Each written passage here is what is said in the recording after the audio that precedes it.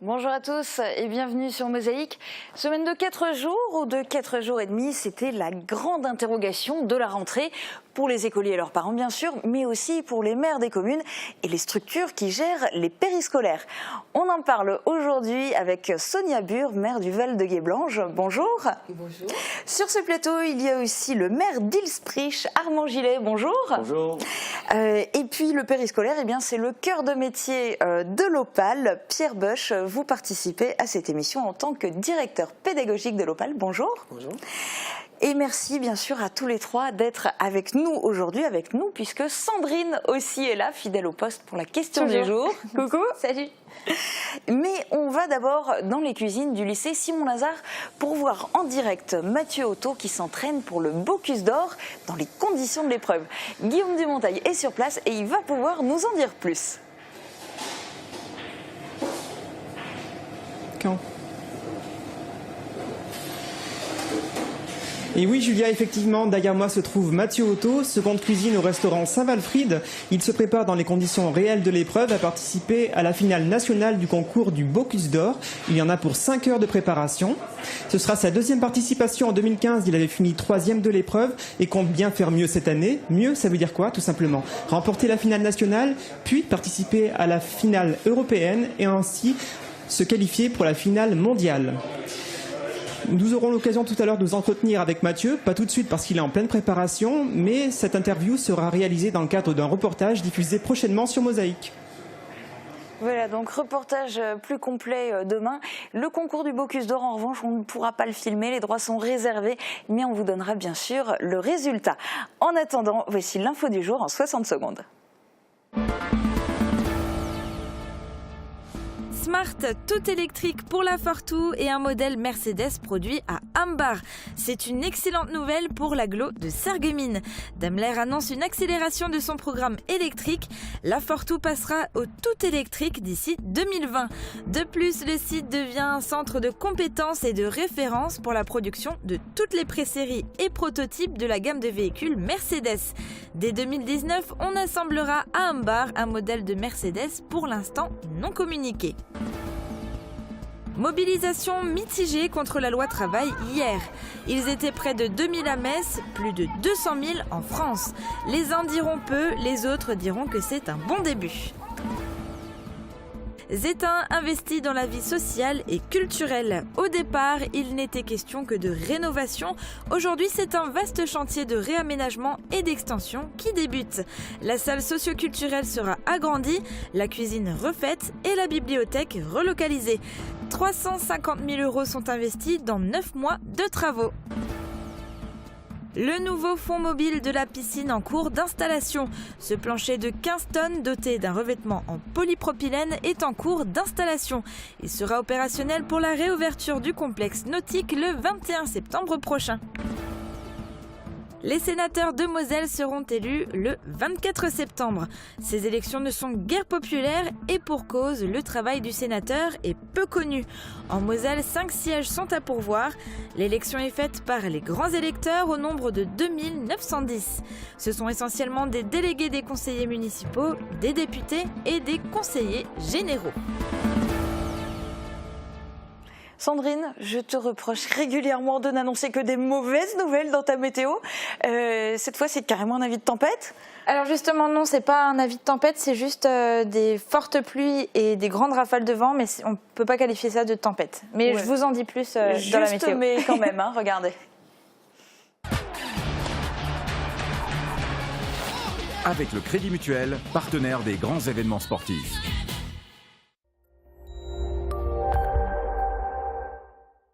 Bonjour tout le monde, ce n'est pas vraiment le temps idéal pour sortir aujourd'hui et encore moins ce soir. Notre département est placé en alerte orange pour les pluies. Il va pleuvoir l'équivalent d'un mois de pluie en une seule nuit. Mais pour l'instant, les commerçants sont en place pour la foire Saint-Michel. Bonjour. Bonjour. Alors dites-moi, on peut venir jusqu'à quelle heure aujourd'hui à la foire Saint-Michel? Jusqu'à la fin, je pense jusqu'à 18h. Jusqu'à 18h. Voilà, tout à fait. Et ça va, vous êtes à l'abri, vous craignez pas trop la pluie? On a installé les parasols, on s'est bien amarré, on est bien attelé partout, donc normalement ça ne devrait pas s'envoler. Ok, super. Et nous maintenant, on va s'intéresser à la météo pour demain. Elle sera semblable à celle d'aujourd'hui avec les fortes pluies en moins, mais les orages en plus. Côté température, elles sont en chute libre avec des maximales qui tournent autour des 15 degrés.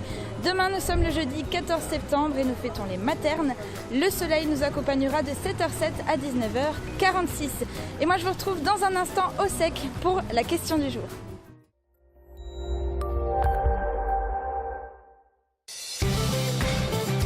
Le conseil, le choix, la pause, les meilleurs tarifs. Avec Agifermeture, les experts de la fermeture. Une très bonne nouvelle du côté de l'emploi et de la pérennisation de Smart. Le groupe Daimler a annoncé la transformation du site d'Ambar en centre spécialisé pour toutes les pré-séries et tous les prototypes Mercedes. Il y aura aussi l'assemblage d'un modèle de Mercedes et ce dès 2019. 800 emplois sont ainsi maintenus à Smart, 1600 sur l'ensemble du site. Il y aura peut-être même des embauches à la clé. Réaction du maire d'Ambar. Ben écoutez, moi j'ai eu l'information et je peux vous dire que je suis un maire heureux.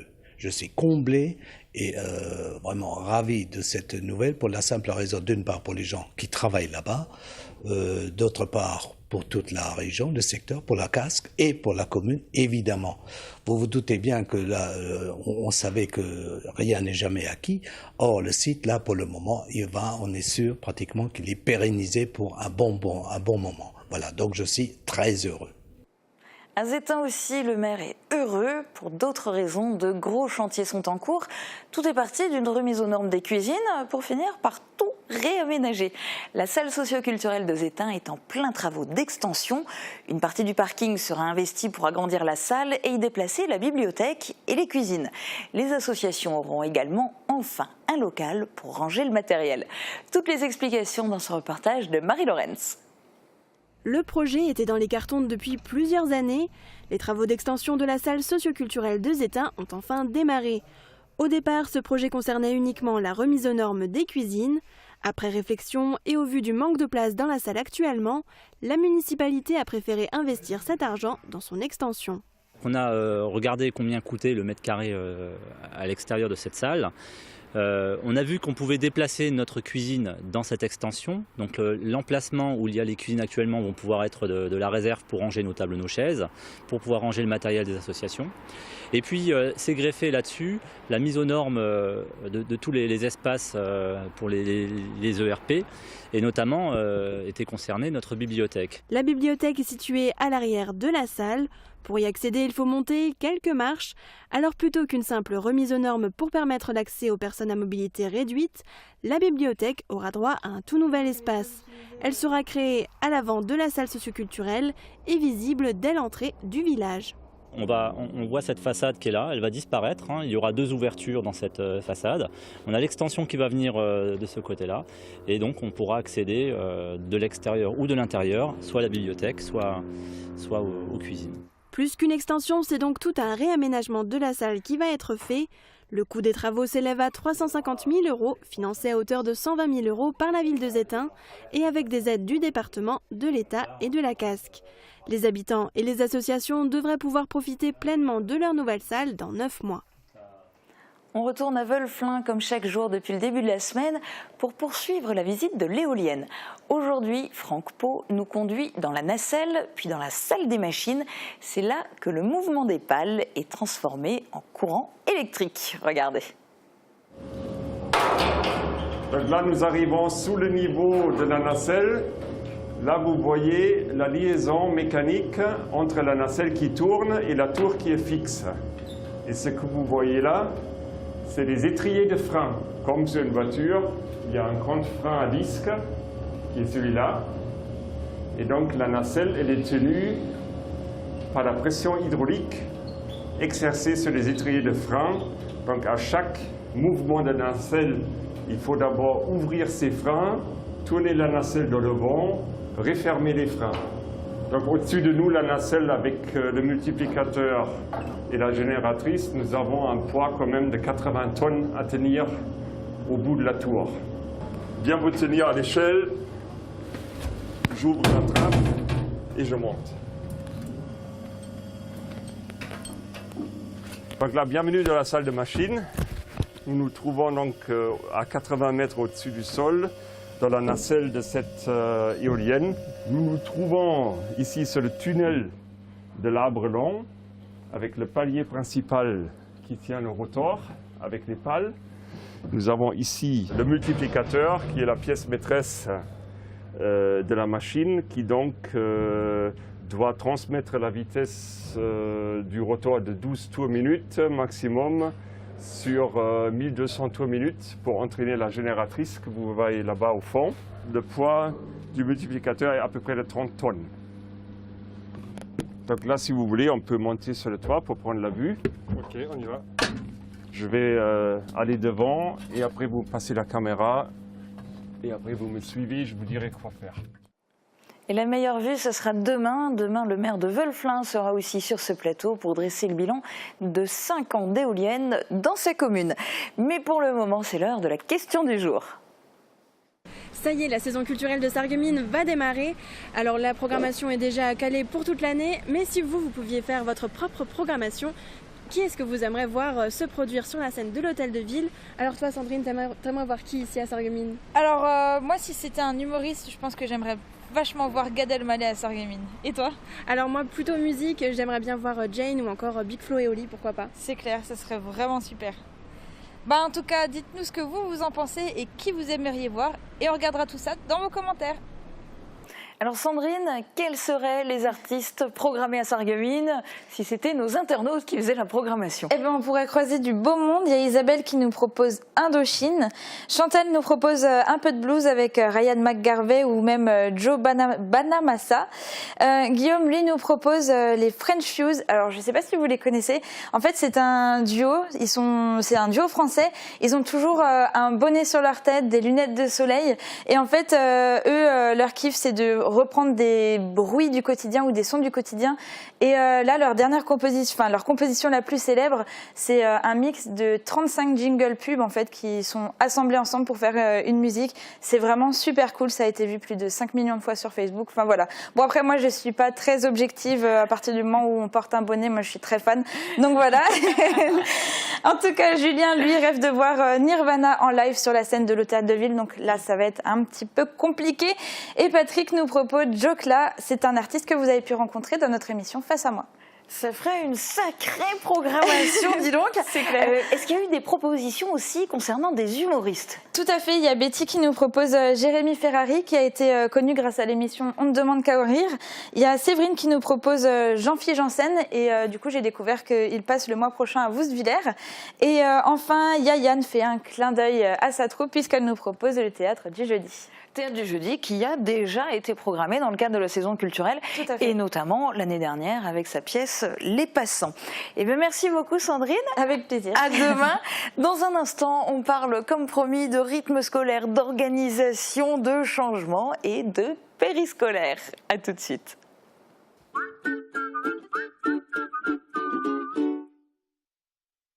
Vous l'attendiez tous, la saison culturelle de la ville de Sarreguemines vous propose un large choix de spectacles, opéras, comédies musicales, chansons, théâtre et humour. De jeunes talents partageront la scène avec des artistes reconnus. Francis Huster, Hugo Frey, Franck Ferrand, François-Xavier de Maison, Gilles Caplan, Gauvin Serre, Pascal Légitimus et bien d'autres.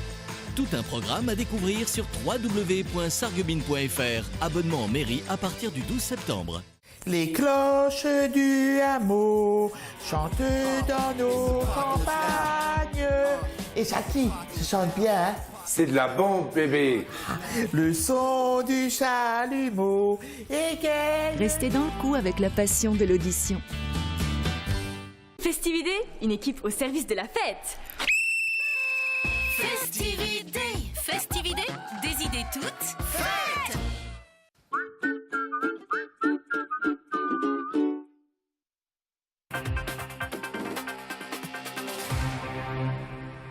Semaine de de 4 jours ou de 4 jours et demi dans les écoles, c'est selon les communes. Sonia Bure, dans votre commune, il y a un regroupement scolaire, Val-de-Guéblange et Azembourg, mais ni une ni deux, dès la rentrée scolaire là, de septembre, vous êtes repassé à la semaine de 4 jours. Alors, une semaine de 4 jours dans les écoles, pour vous, c'est le rythme idéal ? Pour moi, oui, je pense, mais j'ai mené ma petite enquête hier auprès des parents, des enfants et des enseignants, donc apparemment il y a un consensus total là-dessus. Donc tout le monde est content vote pour la semaine de 4 jours.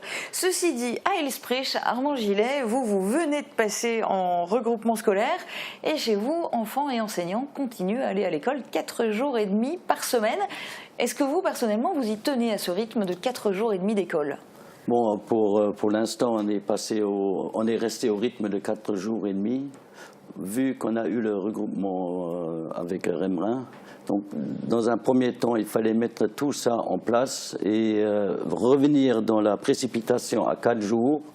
Je pense que c'était pratiquement mission impossible parce que bon, il faut faire les choses une après les autres. On ne peut pas s'aventurer et faire tout d'un seul coup. On a eu le décret qui est arrivé le 27 juin et pour mettre tout ça en place pour les 4 jours, c'était pratiquement mission impossible. Mais donc, vous, personnellement, vous êtes plutôt pour 4 jours ou 4 jours et demi ? Bon, j'ai des petits-enfants qui ont l'âge d'aller à l'école et effectivement, c'est mon truc personnel, mais ce serait 4 jours. Donc il n'est pas du tout exclu qu'à la rentrée prochaine, vous passiez éventuellement à 4 jours du côté de Ilsprich et Remerin. Et Remerin, donc j'ai aussi discuté avec le maire de Remerin. Bon, il y aura, après les élections des délégués des parents d'élèves, il y aura une consultation des parents, parce que bon, à ce jour, il y a déjà des parents qui m'ont posé la question. Donc il y aura une consultation et c'est la majorité des parents qui vont dire oui ou non pour le 4 jours. S'il y a une majorité forte qui se dégage et que les délégués suivent le mouvement, donc je pense qu'au niveau des communes, on sera unanime avec leur décision. Donc pourquoi pas, on va attendre de voir.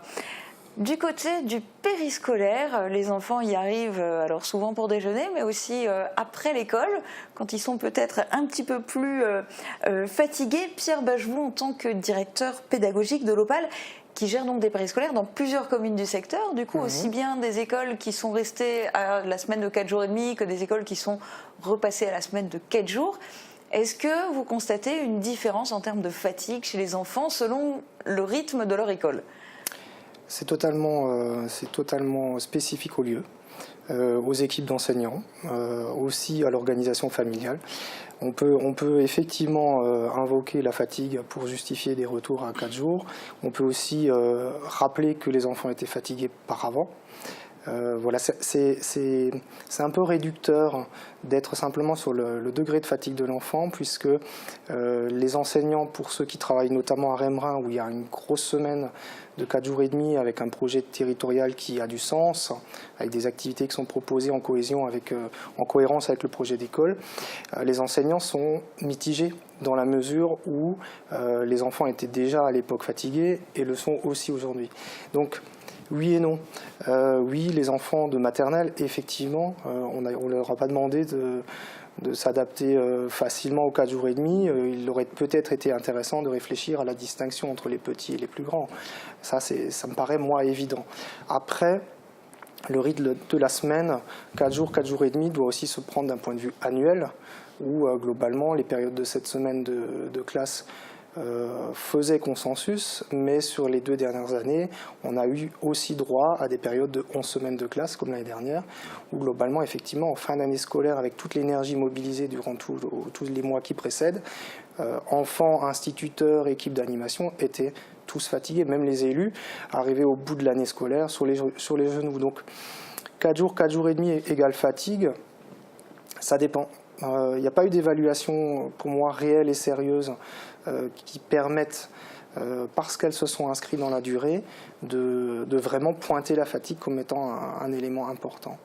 Tout comme les apprentissages, qui devaient être améliorées n'ont pas forcément non plus fait l'objet d'une évaluation qui a été d'envergure et qui permettrait d'avoir une analyse sur les 2 dernières années. Ouais, c'est souvent dur de quantifier et d'évaluer objectivement. Sonia Bure, vous, c'était quelque chose qui entrait en ligne de compte ou c'était pour le confort des parents ou la volonté aussi des enseignants? Pourquoi cette volonté de repasser tout de suite le plus vite possible à la semaine de 4 jours? Mais je crois que c'était, oui, quelque chose qui s'inscrivait naturellement dans ce que demandaient les parents, dans ce que on voyait avec les enfants. Voilà, le mercredi, c'est quand même, ça peut rester. Je suis maman aussi, ça peut rester une journée familiale. On a besoin aussi de son mercredi quelquefois quand on est enfant ou parent pour aller voir les médecins, il y a plein d'organisations de la famille qu'on peut faire le mercredi. Les enfants peuvent dormir aussi le mercredi matin, ce qui n'est pas négligeable non plus, de faire une petite grasse matinée, d'avoir une coupure dans la semaine. Donc pour moi, c'était bénéfique pour l'enfant. Et donc j'ai pris contact tout de suite avec les enseignants aussi pour savoir quel était leur avis là-dessus. Et on a réuni les parents pour savoir également quel était leur ressenti et tout le monde était d'accord sur ce point de vue. Au final, en tant que mère, c'est à vous de trancher, vous êtes seul maître à bord ou pas? Ou il faut qu'il y ait réellement un consensus? Non, il faut qu'il y ait le consensus. Donc de toute façon, on vous avait pouvez des pas demandes. Être la seule à décider. Non. D'accord. Et alors, non. Au niveau organisation, en revanche, parce qu'une fois que vous prenez la décision après avoir concerté tout le monde, ça se passe pas d'un claquement de doigts a priori. Non, c'est pas si facile que ça, d'autant qu'au Val-de-Guéblange, on accueille donc les enfants de la commune de Hazembourg, que dès lors il y a un transport scolaire qui est organisé, transport scolaire qui était préexistant déjà parce qu'on fait partie de la CAS depuis le 1er janvier 2017, mais notre transport était préexistant. Donc c'est toujours la région qui était compétente pour l'organisation de ce transport. Et donc, première chose, dès que la possibilité s'est esquissée, j'ai pris contact immédiatement avec l'inspection académique, avec la région pour les transports, en leur demandant si on pouvait faire en sorte de passer à la semaine de 4 jours dès le mois de septembre. Et la région m'a clairement dit que non. Oui, parce que ça supprime une journée de trajet, c'est bien, oui. Mais ça change les horaires. Ça changeait les horaires et il fallait jours. Pour les horaires tenir compte de l'enchaînement des transports. C'est-à-dire que le même bus va chercher les enfants au Val-de-Guéblange, les amène à Hazembourg, va ensuite chercher les enfants au collège. Donc il faut qu'il y ait là un roulement cohérent. Voilà. L'harmonisation de tout l'ensemble. Et c'était un petit peu le problème, et les services de la région expliquaient que pendant l'été, ils ne pouvaient pas revenir sur ce circuit. En fait, ça a peut-être un petit peu pris de court tout le monde, le fait que le décret sorte aussi tard, voilà. C'est ça? Ensuite, il y a eu cette attente de savoir quand est-ce que le décret serait pris, parce que nous, on a pris nos délibérations en amont, en disant voilà ce qu'on veut, on prend les délibérations, on envoie tout ça à la région, à la casque, enfin à l'inspection. Avant que le décret ne soit paru? On a envoyé partout. Moi, je remue de toute façon depuis mi-mai. Depuis que les choses sont esquissées, on a pris contact avec l'école. Et donc, ça s'est passé depuis mi-mai. Et c'est le 4 juillet qu'on a eu effectivement la réponse de la région, qui était la dernière administration à convaincre. D'accord. Alors, je suis sûre qu'il y a des anecdotes, on en parlera tout à l'heure. Côté organisation, l'Opale aussi a dû, je suppose, fortement s'adapter, puisque du coup, vous intervenez dans les périscolaires de différentes communes, un certain nombre qui sont repassés la semaine de 4 jours, d'autres qui sont restés à 4 jours et demi, et puis vous avez sans doute fait partie des derniers à savoir qui faisait quoi.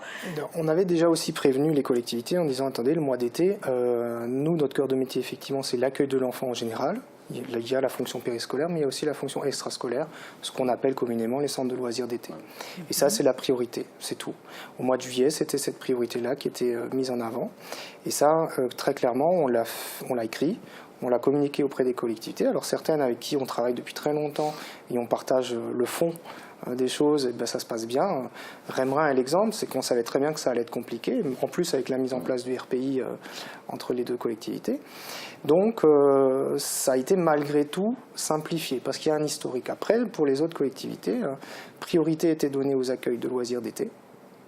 Et effectivement, on a passé un été, enfin mes collaborateurs ont passé un été très compliqué à refaire. Dans les communes dans lesquelles vous intervenez, il y en a combien à peu près qui sont repassés la semaine de 4 jours 10 sur 14, donc 2 tiers à peu près.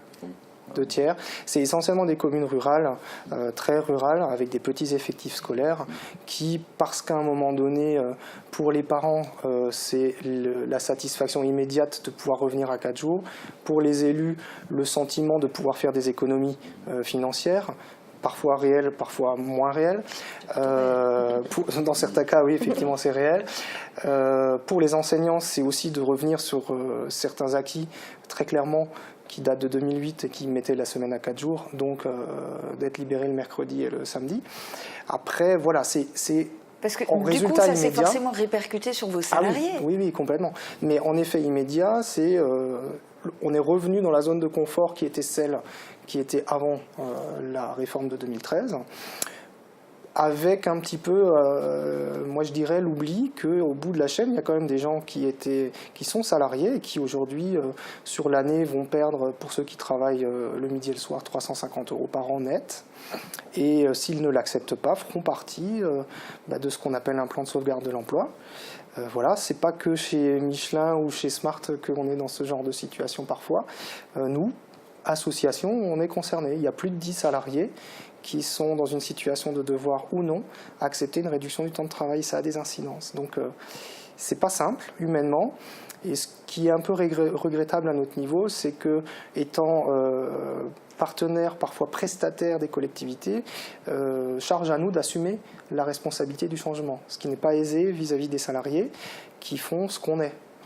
Voilà. Donc ça, c'est vrai que c'est compliqué. Après, on essaye tant bien que mal, quand ça se passe bien avec les collectivités avec qui on travaille, de profiter de la qualité de travail pour dire ne diminuez pas les temps de travail, profitons-en pour reconnaître un peu plus l'activité de ces gens-là. On n'est pas foufou, on sait ce qu'on fait, on essaye juste simplement de travailler avec un certain engagement pour ne pas tendre vers de la prestation de service à outrance où globalement la valeur humaine est une variable d'ajustement. Alors, ce que vous dites là, moi je rebondis du coup forcément du côté du Val de Guéblange. Vous avez fait la démarche inverse, parce qu'il dit que ça serait bien d'augmenter du coup la durée de périscolaire et de faire des vraies activités. Vous, au contraire, vous aviez un périscolaire, vous l'avez arrêté. Oui, tout à fait. Pour des questions économiques et parce que on pensait au départ, enfin en 2014, on pensait que ça répondait vraiment à une demande existante des parents et on s'aperçoit au fil du temps, donc on a fait le test en grandeur réelle sur le terrain, on a mis à la disposition des parents cet outil qui était un bel outil, d'ailleurs on a commencé à le faire avec l'Opal, un bel outil qui a un prix, évidemment, mais ces gens veulent être payés, ce qui est normal, ils font un boulot. Mais pour une petite commune comme la nôtre, voilà, si les parents n'adhèrent pas, c'est pas viable. Il y a eu un effet rythme scolaire en 2014. On échangeait avant l'émission où il y a eu un effet d'angoisse des familles sur qui va accueillir mon enfant. Panique à bord, comment on s'organise. Il y a un certain nombre de collectivités qui, par ailleurs, nous avaient sollicité. Et nous avons peut-être commis l'erreur de répondre aux besoins, parce que finalement, sur les 6 ou 7 communes qui nous avaient sollicité, il n'en reste peut-être que 2, dont le projet aujourd'hui a vraiment du sens. Donc c'était plus des craintes que des réels besoins. Et finalement, ça a fait énormément de dégâts dans les relations, dans l'image aussi des collectivités vis-à-vis des associations et des associations vis-à-vis des collectivités, parce qu'il fallait, on a commis l'erreur peut-être où on a voulu répondre à l'angoisse des familles qui finalement dans le temps ne correspond pas à un vrai besoin d'accueil, et ce qui n'est pas plus mal parce que ça veut dire qu'au moins les enfants sont soit avec leurs grands-parents, soit avec leurs parents, et c'est quand même l'espace où ils sont le mieux. Donc Heilsprich, on est content du périscolaire et du regroupement maintenant, y compris pour le périscolaire. On a eu des très bonnes réponses des personnes qu'on a consultées et ça se passe très bien. Et ils sont très heureux d'avoir des classes uniques. Avant, on avait des classes à 2-3 niveaux. C'était une volonté forte de la part des délégués des parents d'élèves, du personnel enseignant et des parents. Donc là, aujourd'hui, ils ont ce qu'ils avaient demandé depuis des années. Bon, nous, on avait déjà préparé il y a 3-4 ans, on parlait parce que bon, on savait qu'on avait une démographie vraiment forte, en chute. Donc là, on avait déjà préparé les parents plus ou moins pour qu'un jour, on devra se regrouper. Ce qui a été fait, au départ, c'était prévu, l'inspection nous parlait avec Saint-Jean. Bon, Saint-Jean, c'est encore un phénomène un peu à part parce qu'ils sont en situation de REP, réseau d'études prioritaires. Bon, marier les deux, c'était peut-être pas l'idéal. Je suis désolée, je suis obligée de vous couper parce qu'on est vraiment à la fin de cette émission, mais on viendra filmer chez vous pour montrer concrètement ce qu'il en est. Merci beaucoup à tous les trois. Très bonne journée à tous. À bientôt.